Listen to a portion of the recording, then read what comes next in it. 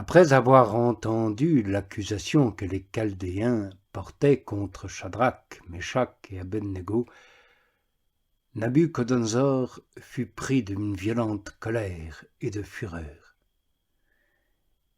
Il ordonna d'amener Shadrach, Meshach et Abednego. Alors on amena ces hommes devant le roi. Nabuchodonosor prit la parole et leur dit : « Est-il vrai, Shadrach, Meshach et Abednego, que vous ne servez pas mes dieux, et que la statue d'or que j'ai érigée, vous ne l'adoriez pas ?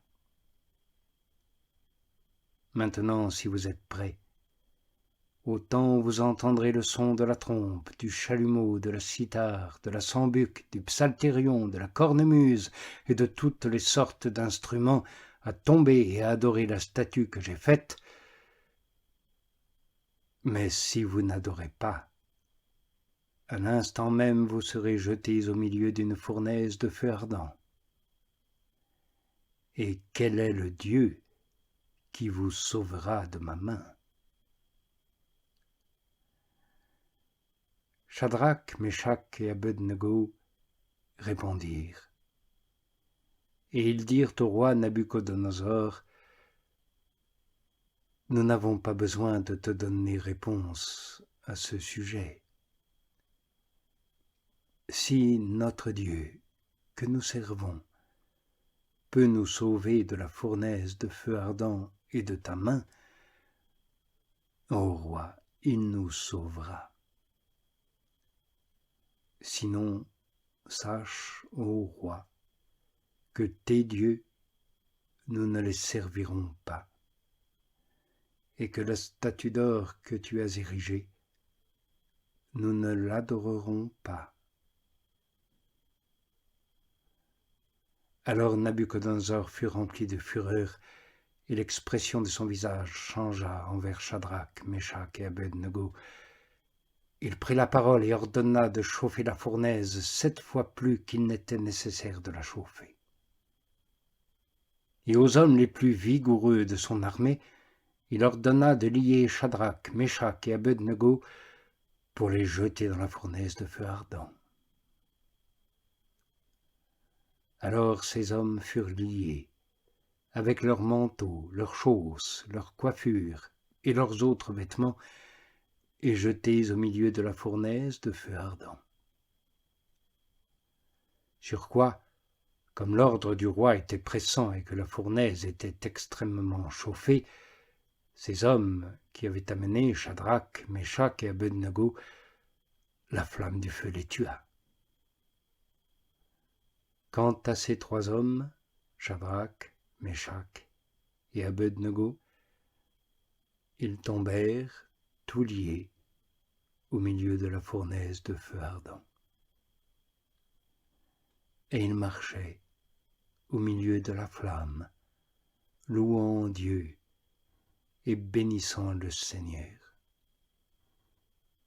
Et debout, Azarias fit cette prière, ouvrant la bouche au milieu du feu, il dit : « Béni es-tu, Seigneur, Dieu de nos pères, et digne de louange, et ton nom glorifié à jamais. Car tu es juste en tout ce que tu nous as fait. Toutes tes œuvres sont véridiques, droites tes voies, et tous tes jugements vérité. Car tu as rendu des sentences de vérité en tout ce que tu as fait venir sur nous et sur la ville sainte de nos pères, Jérusalem. Oui, c'est en vérité et justice que tu as fait venir tout cela à cause de nos fautes. Car nous avons péché et commis l'iniquité en nous éloignant de toi. Nous avons gravement péché en toutes choses.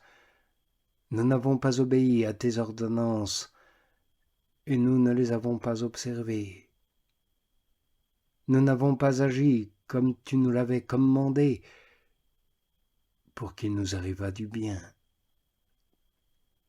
Oui, tout ce que tu as fait venir sur nous, tout ce que tu nous as fait, c'est par un juste jugement que tu l'as fait. Tu nous as livrés aux mains d'ennemis impies, les plus odieux des infidèles, à un roi injuste, le plus mauvais de toute la terre, et maintenant nous n'osons pas ouvrir la bouche. La honte et l'opprobre sont advenus à tes serviteurs et à ceux qui t'adorent. Oh, ne nous livre pas pour toujours. À cause de ton nom, ne romps pas ton alliance. Ne nous retire pas ta miséricorde. À cause d'Abraham, ton ami, d'Isaac, ton serviteur, et d'Israël, ton saint. Tu leur as promis de multiplier leur postérité comme les étoiles du ciel et comme le sable qui est sur le rivage de la mer. Oui, Maître, nous sommes devenus plus petits que toutes les nations, et nous sommes humiliés aujourd'hui dans toute la terre à cause de nos péchés.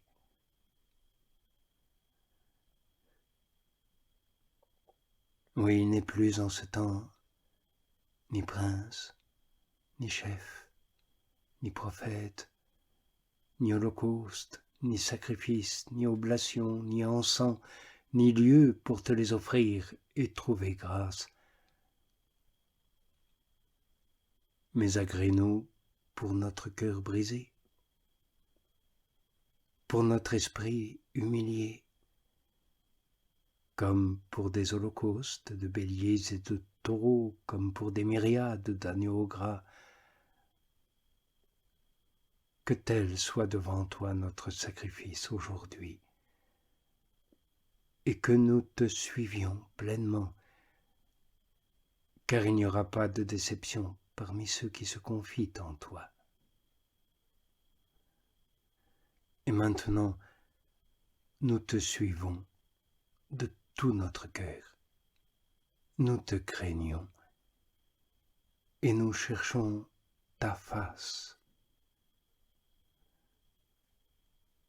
Ne nous couvre pas de honte, mais traite-nous selon ta bienveillance et selon l'abondance de ta miséricorde.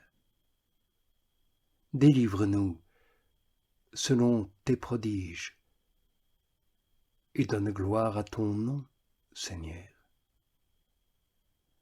Oui, qu'ils soient confondus tous ceux qui mettent à mal tes serviteurs, qu'ils soient couverts de honte, privés de toute puissance et domination, et que leur force soit brisée. Qu'ils sachent que c'est toi, le Seigneur, le seul Dieu, glorieux sur toute la terre. Cependant, les serviteurs du roi qui les avaient jetés dans la fournaise ne cessaient de la chauffer avec du naphte, de la poix, de l'étoupe et des sarments. La flamme s'élevait de 49 coudées au-dessus de la fournaise, et se propageant, elle brûla ceux des Chaldéens qu'elle trouva autour de la fournaise. Mais l'ange du Seigneur était descendu dans la fournaise, en même temps qu'Azarias et ses compagnons. Et il écarta de la fournaise la flamme du feu. Il fit du milieu de la fournaise comme un souffle, un bruissement de rosée, si bien que le feu ne les toucha aucunement et ne leur causa ni gêne ni tourment.